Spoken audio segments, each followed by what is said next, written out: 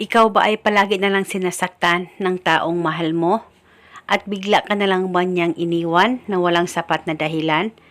At palagi ka na lang naiiyak sa kakaisip sa kanya dahil ayaw mo na tuluyang maghiwalay o tuluyang masira ang relasyon ninyong dalawa. Pero ikaw ay deadman na niya at binaliwala na niya. Gusto mo ba na siya ay iiyak at hingi ng tawad sa iyo at magmamakaawa? Kaya gawin itong ritual na ituturo ko sa inyo ngayon.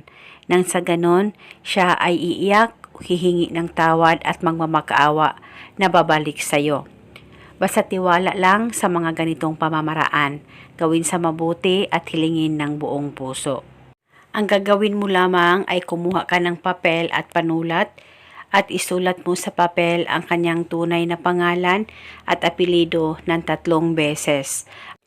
At pagkatapos kumuha ka ng lighter o pusporo at sunugin mo lamang itong papel.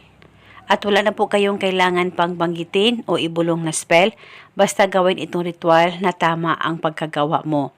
At kinabukasan, ulitin ang paggawa nitong ritual, ganun pa rin ang gawin mo, isulat sa papel ang kanyang tunay na pangalan at apelido ng 3 beses at saka sunugin.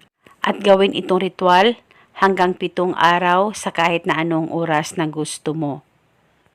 At paniguradong iiyak, magmamakaawa, at hihingi ng tawad ang partner mo sa iyo.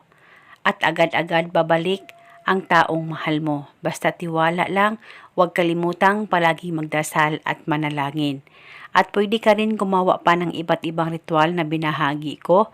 Kahit ilan pa ang ritual ang gusto mong gawin sa isang araw ay wala pong problema. As long as 100% ang paniniwala mo sa mga ganitong pamamaraan. At ito muna sa ngayon. Maraming salamat po sa panonood. May God bless.